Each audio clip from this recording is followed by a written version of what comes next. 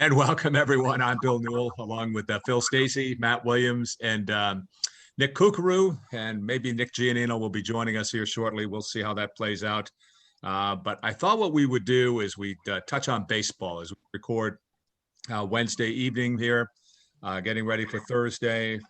And, I don't know where to begin, but Nick Kukuru, let's start with you. Gloucester baseball picking up a 9-inning win on Wednesday.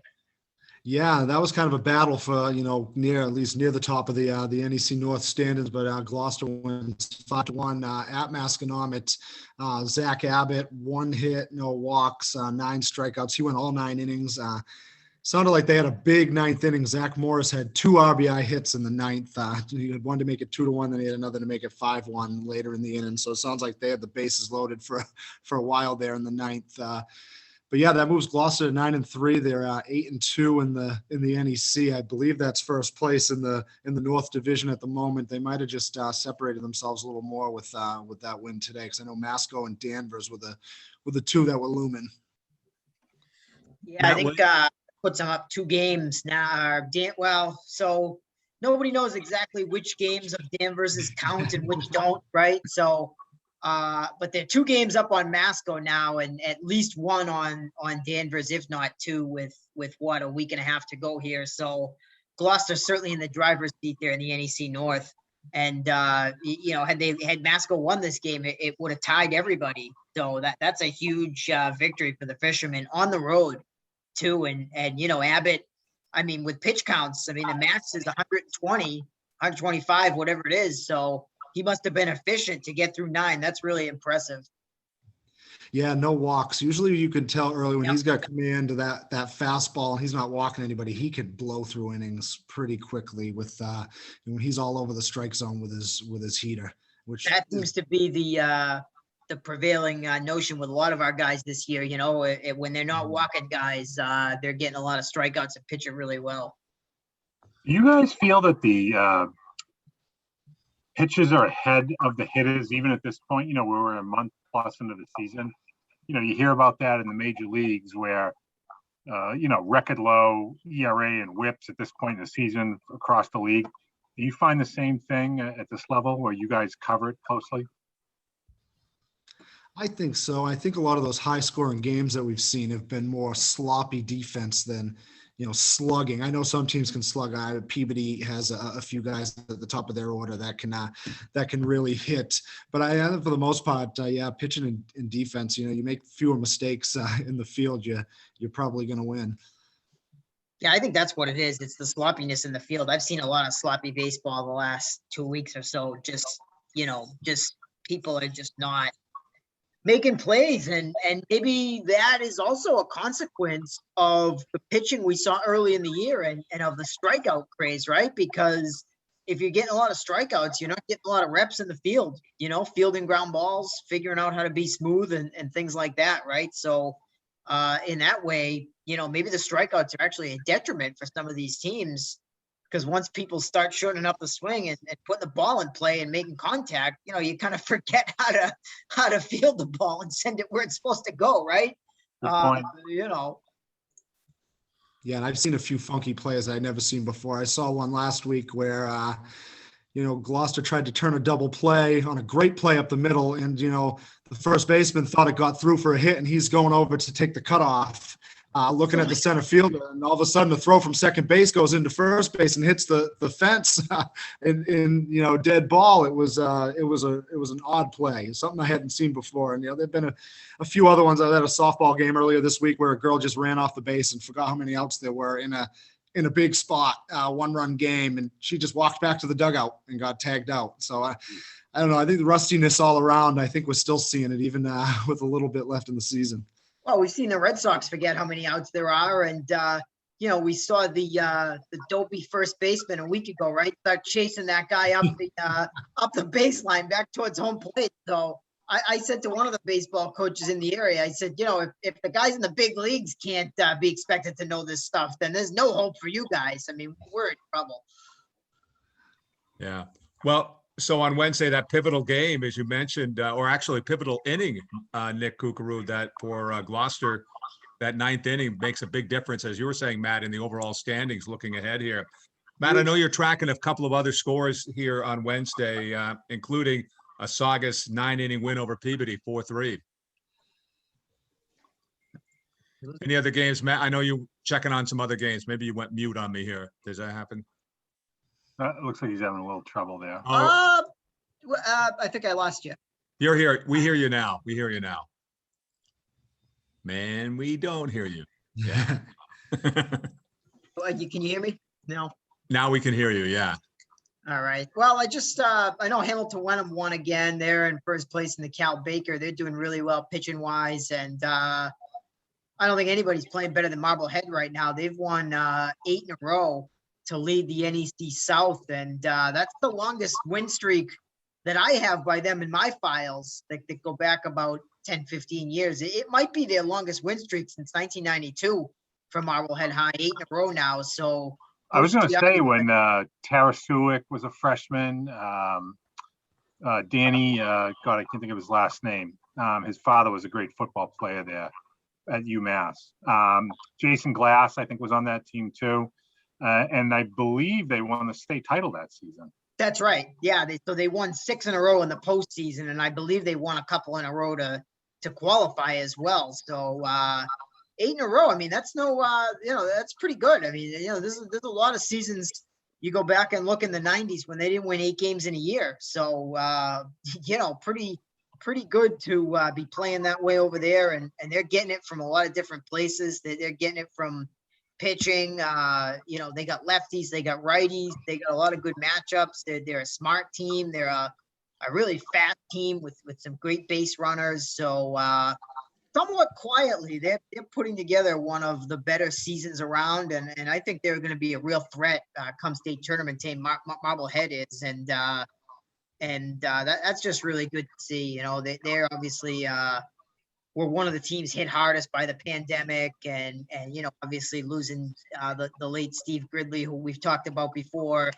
That was so important to their program, assistant coach and North Shore baseball. Aficionado everywhere. So they're really playing for Grids, and they're doing great. And it's really nice to see. Yeah. Dan Healy was that name. Came to me. Yeah. Dan Healy. Yeah. Yeah. Hey, if I could interject, I had a question for the two Knicks there.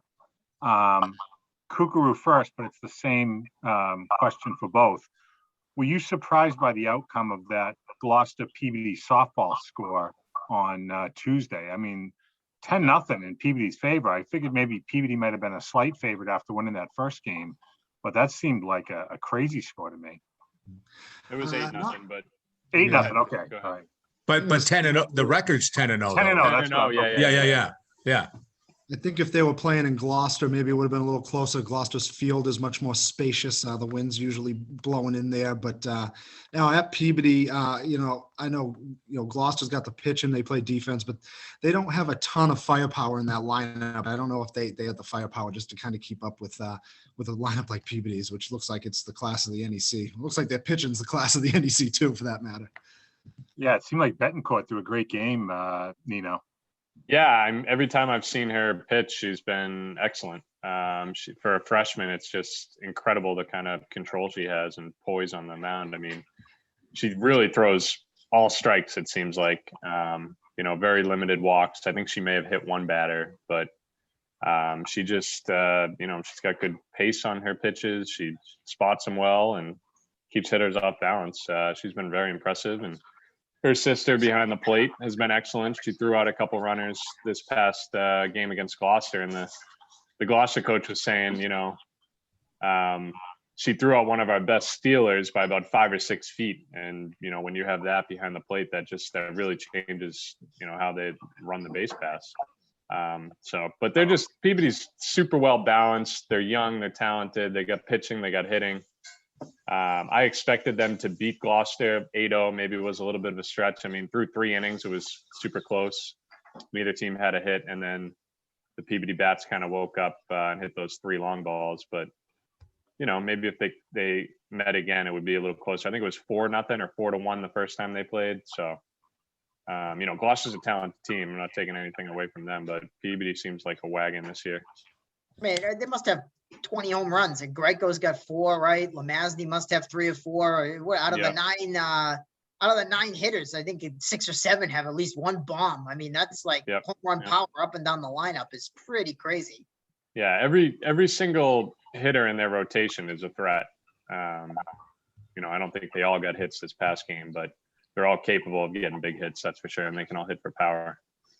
I don't know if there's any other team, not just softball, but baseball included, that you could say that about in not only this year, but many years. I mean, 1 through 9, that's tough. Yeah. Well, I mean, their number 9 hitter at the beginning of the season, Kylie Doolin, I believe she's another freshman. She's been moved up to, number 5, I think, in that slot. So, they've had production at the bottom of the lineup, and she's made some changes, the coach, but just seems like everyone that steps up to the plate is capable of a big hit. Yeah, Bloom's got a bomb too. Emma Bloom's got bombs. I mean, they got just home runs like you read about. It's kind of crazy. I mean, I guess they're probably going to need the small ball at some point, but you wonder, like, if you hit home runs like that, do you need to slap and bunt and things of that nature, Right. Definitely. So as we were mentioning that they're 10-0 going into Wednesday. They're playing at Swampscott, which is winless, a team winless. So they could easily, by the time people watch this, be 11-0 on the year, I believe. I mean, it's an interesting topic that I was going to throw out, later on, but you stack up this Peabody softball team, and maybe we're getting ahead of ourselves a little, but what are the most dominant undefeated NEC teams of this pandemic year? I think about Masco field hockey, Danvers girls soccer, Beverly boys basketball, and I'm probably forgetting maybe about one other undefeated team in there, but Danvers volleyball is probably there. Volleyball undefeated, Maybe Marblehead boys lacrosse could potentially be on that list. Another good one. Marblehead football. Football. Yeah. So it'd be hard to choose just one, but I feel like, I think right now, if I had to put an asterisk there, I'd probably say Peabody softball and Masco field hockey have been the 2 most dominant as far as the scores go. I mean, I don't know if either one of them played a close game. No, I don't think so. And the scary thing is for Peabody too, is like I said, they're all young. I mean, Betancourt's a freshman, her sister's a sophomore, Greco is a freshman, Doolin's a freshman. They just have Logan, she's young, so think about all the big games that these girls have played before they even hit high school. I mean, they won state tournaments, they went to New England's, they traveled as a pack, they got great coaching. So they're coming in not just a step ahead of their peers. I mean, they're, I'd say, 5 or 6 steps ahead of most of them in terms of playing high level ball. Well, it's kind of a throwback because it's not just that they won those games, but that they won them together, right? And they all went to the same school. I mean, it reminds me of like the Swampscott Little League teams from the 80s that was so dominant together in the 90s, right? Like they all stayed together. So it's not just that they won, but that they won together. So they know, they can complete each other's sentences and all that kind of camaraderie stuff they talk about that. Unfortunately, I think in so many boys sports nowadays, teams like that get fractured. They go off in 100 different directions, right. Whether it's Beverly or Hamilton Wenham, those little league teams, certainly the Peabody little league teams, the players end up all over the place. I mean, I was just. Well, how many kids on that Saugus American team went to Saugus High School? 2? Right. Yeah, 2 maybe. Yeah, maybe. Yeah, exactly. That's certainly one of those memorable teams of from the North Shore over the years. Right. Still, yeah. I was thinking of them just a moment ago too. And honestly, that's probably 15 years ago now. That was a while ago. I know. I'm sure. Yeah, at least one of those guys is still playing. Dario Pisano, who played at Columbia for the local guy there, and I think he's still in the system. Oh, okay. Yeah. He played for Brett, and what did you say he's doing now, Willie? I think he's in the Seattle system, AA or something like AAA maybe. I think he's still playing. No kidding. Here's a useless fact for you guys. I have actually been to the Little League World Series championship game before. Was visiting a buddy who lived outside of Philadelphia. I think it was 1999. and he had a 3-year-old son at the time. And we get up that day and he's like, "Hey, you want to go out to the Little League World Series?" I'm like, "Okay, never been out there. Thought it'd be cool." And we were able to get tickets right there, free. You know, they don't sell them. They, you know, people hand them out or whatever. And we got 3 tickets, and we saw Toms River, New Jersey, win the title. And the star player from that team was it Todd Frazier? That's still in the big leagues now Yeah. with the White Sox. Yeah, he was a masher on that team. But yeah, I've seen the Little League World Series championship game in person at Le Mans Stadium. Pretty cool. That is cool. Yeah. You never know what you're going to hear here. I mean, you really right? don't. You know? I mean, that's the amazing. It's an amazing fact too, Phil. Not just a fun fact. I should have Amazing. used that for one of our when we were desperate for stories during the pandemic. I should have used that one. You know, last year. Well, they canceled it, unfortunately, so it was like hard to, But Yeah. supposedly that's going to be back on. I don't know how that's going to go. I think there's some different rules in place. We'll get to that next month, I guess. Aren't they just having U.S. champions this year? I think.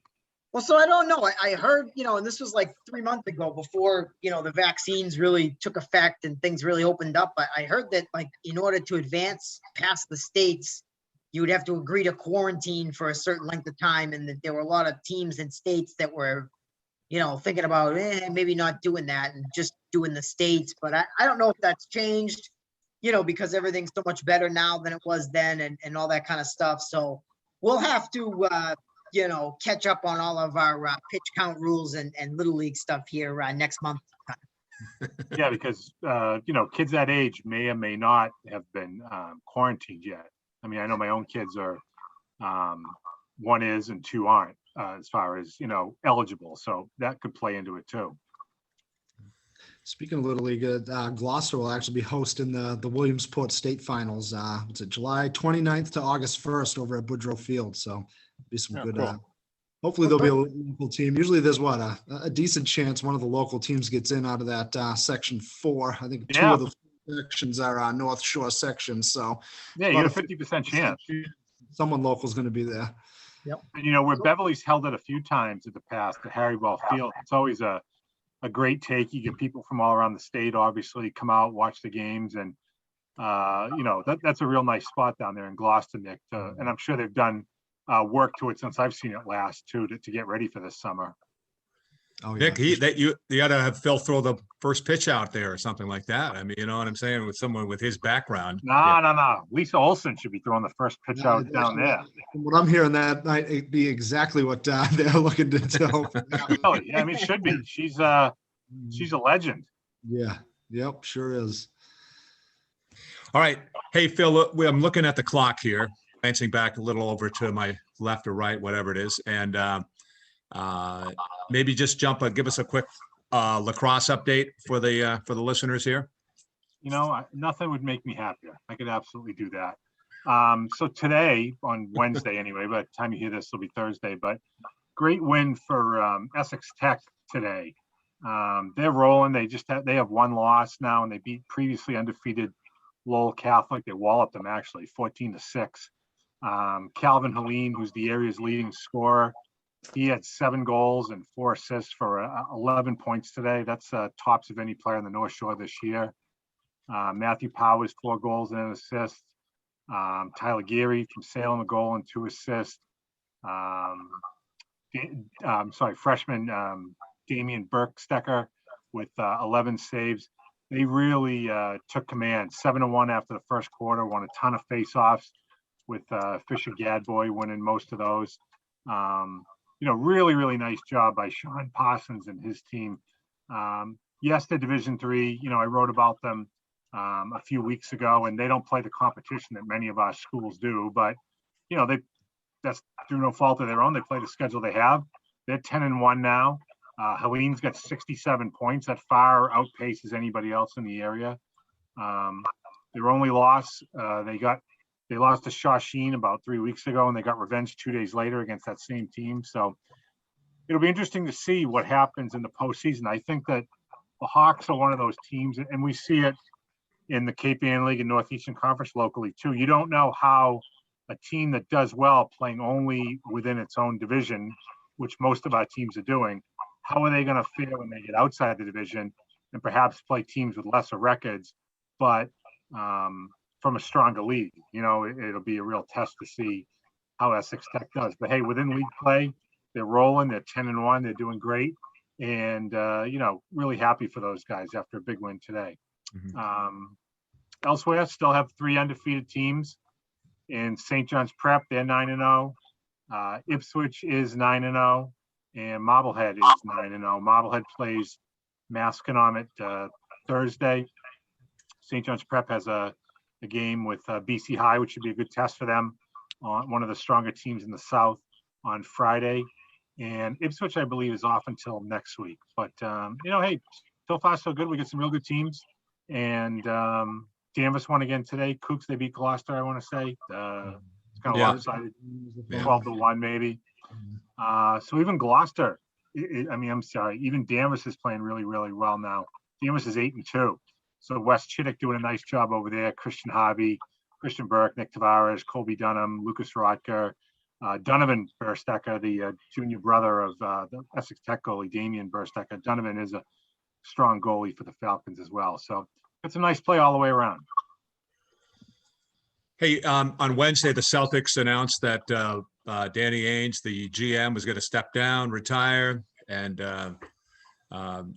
their coach is moving up to the GM position there. So, Nick Giannino, what do you think about that with the Celts? I was Brad expecting Stevens, them to make some big moves. I was not expecting that.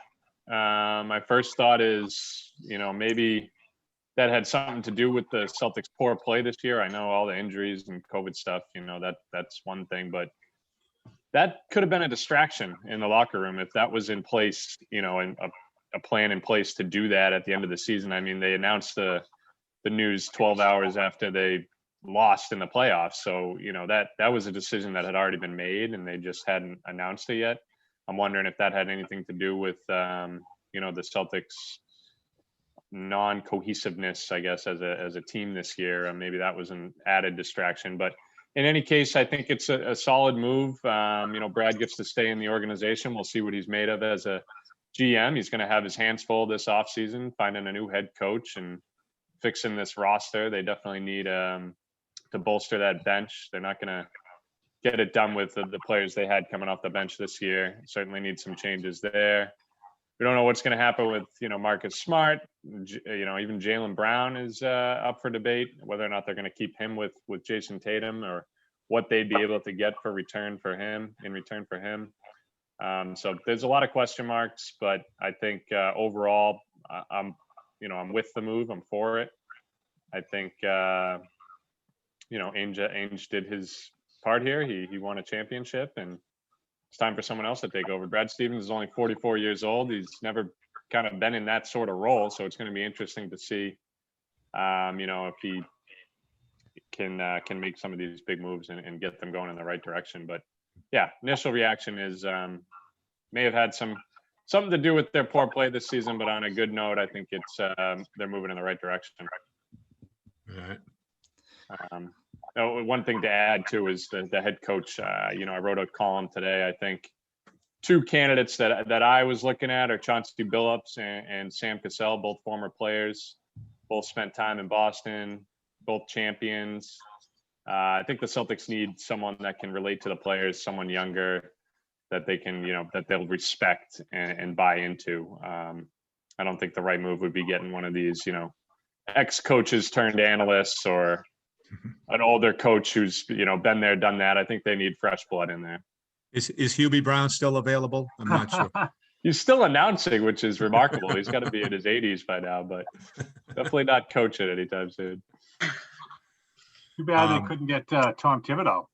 I was thinking of that. Yeah. I'm thinking, yeah. He might have been a good bridge guy to get them going in the right direction, but I tend to lean, and I think Willie agreed too, some former player, someone that maybe hasn't even been in a head coaching role, but has some sort of experience as an assistant. And being a point guard certainly helps too. You want a good basketball mind. Can I just say, I don't think it's any secret. You guys know, and I'm sure anybody who pays attention to me on Twitter knows, I don't really follow the NBA. not my cup of tea. I was a huge fan growing up, and the modern game doesn't really do it for me. But I pay attention enough to know what's going on somewhat with the team. And I did say during the playoffs last year against Miami that maybe it was time to change coaches because the players had tuned the coach out. And I got all kinds of flack from some footy green pajama people. Oh, you don't know what you talk about. Oh, Stevens this. Oh, Stevens that. Yeah, he could be, Red Auerbach times Phil Jackson. But if the players aren't listening to him, it doesn't matter. And it seemed to me that that's what was happening. Now, a year later, we see it come to fruition. So, Yeah. I don't know. Maybe when you're not fully invested in it, you can see from the outside, it looks a little clearer kind of thing. I don't know. But it just struck me that his message was not getting through to the players. Well, I think a lot of the players they got to get rid of some players, and that's what I'm worried about. Is Steven's going to be willing to get rid of the players? They need someone objective. They need someone because you talk about Thibs. These guys wouldn't listen to Thibs. They take one look at Thibs and say, we don't know. We don't need to listen to you. And they'll continue to lose because they all think they've accomplished something by making a couple all-star games and making a couple East Conference final. And they need somebody that's going to go in there and snap them out and say, you guys think you're good, you're not good. And the problem is that they may never actually believe that. And if that's the case, then they need to go. Or at least some of them needs to go because, and this is a football thing, and I know the NFL is very different. Sometimes in the NFL, you just cut a guy to wake everybody else up and say, well, if he can get cut, I could get cut. I better get my stuff together. Like That's the what the Albert Celtics Hainsworth need kind right of thing, like great player, but you got to get rid of him kind of thing. When he now. was with The Celtics need a wake-up call, however it's going to come. And I don't think it's going to come from a coaching change. I think it's going to come from a culture change. Roster changes that wake these guys up and say, wow, we in fact are not good enough. Because you listen to their comments after they got blown out of the playoffs, and they're like, oh, we're fine. Oh, we've been to the East Finals a couple times. I've been ready to get rid of a few players since the loss to Miami. I mean, that showed me that these guys can't mesh together, and they never will. And they ran it back for a year, and it was a disaster. And, to me, making changes upstairs is not going to do anything. It could be John Walsh coaching this team, Tommy Doyle, Red Auerbach, Phil Jackson. It doesn't matter. If these guys have their head in the sand, ultimately it's on them. But I think it all boils down to the players for sure. But I also think a good coach that they'll buy into is important. But again, from the outside looking in, what players want to come to Boston? Because it doesn't seem, and what's happened in the last week or so seems to be a microcosm of a bigger issue, that Boston is not a destination for NBA players. All those banners and championships don't mean squat to the player in 2021. So Right, how do you get players to stay and to want to come here? Well, you don't need that. You need the players on the roster to play better. I mean, you've already got all these guys that you drafted. I mean, we don't need to woo free agents at this juncture. Okay, but has there ever been a time where this has been a more superstar-driven league where if you don't, I mean, any team that has a realistic shot of winning the title, don't they have two, if not three superstars who are kind of, banded together, whether it's the Lakers or the Nets or Milwaukee or, whatever to make it work? No, I agree. And that's why, having Jason Tatum here, he's the draw.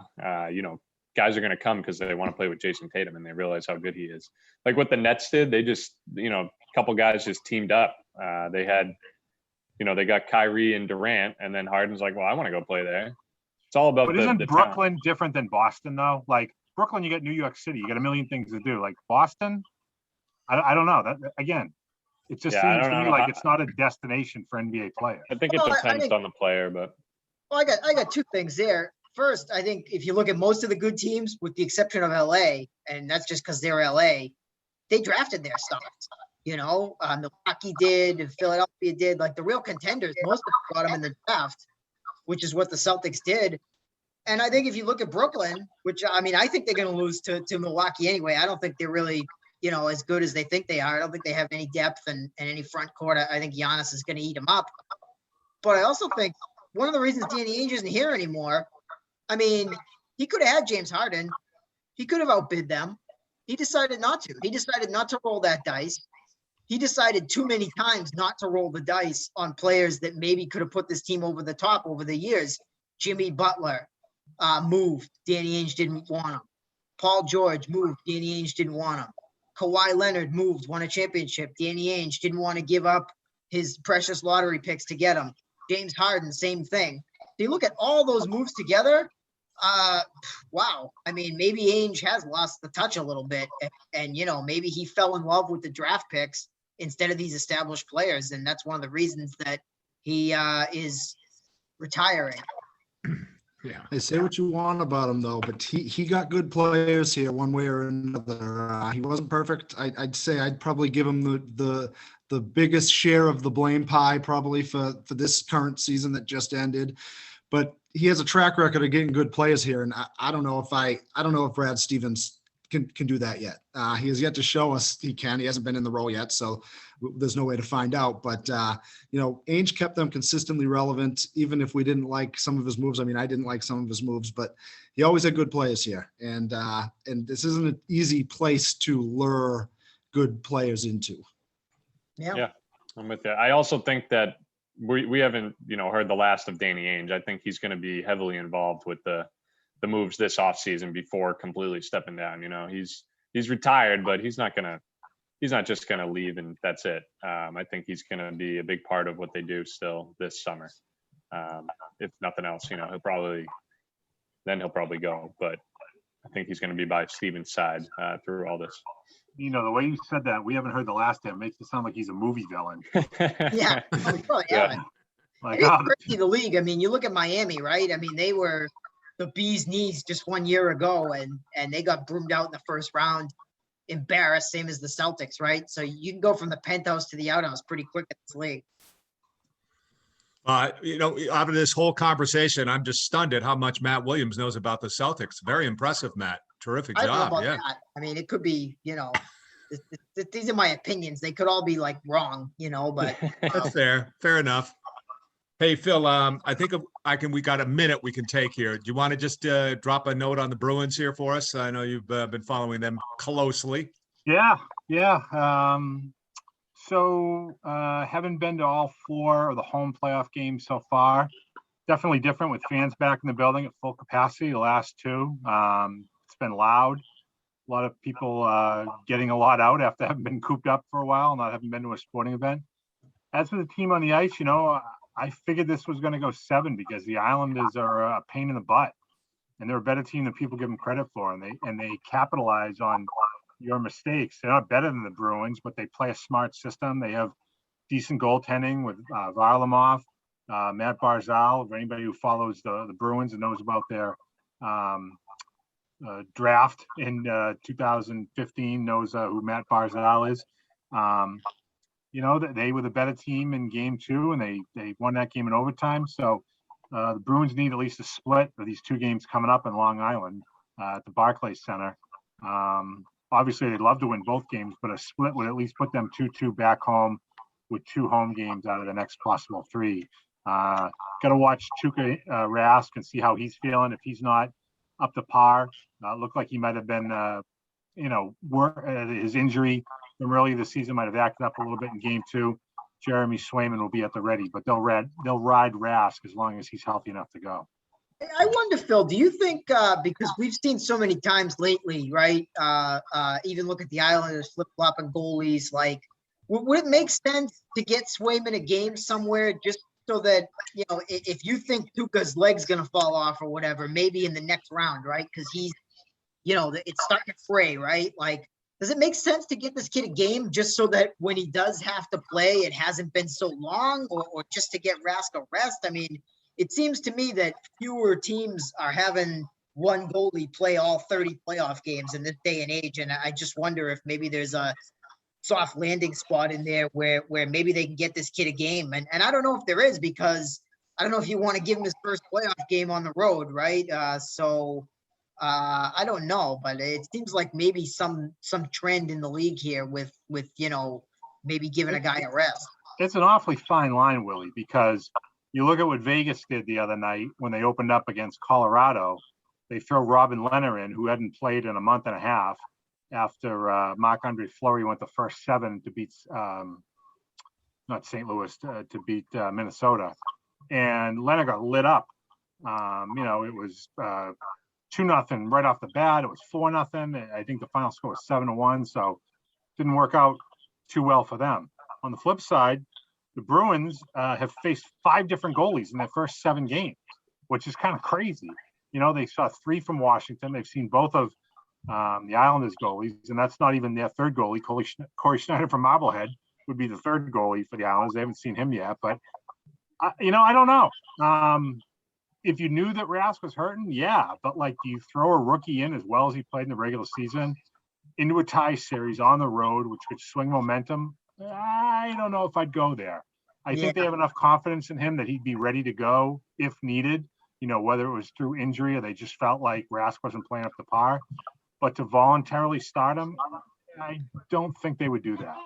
I guess I don't think I guess nobody really knows what Rask's condition is, right? But I'm thinking if they think if we get to the finals, this guy's not going to make it, I'd like to see Swayman get some play just so that, like you said, he's not in Robin Leonard's shoes where now he has to play and he hasn't in 2 months. That's a big ask too. So and considering that at least how it looks now, the Bruins are locked into facing the East winner, I think it is, right? So it would be Carolina or Tampa Bay. And right now that looks like Tampa Bay has kind of a stronghold on that series. So we know that the Lightning have been the Bruins' bugaboo, so to speak, at the playoffs, defeating them 2 of the last 3 years in the postseason.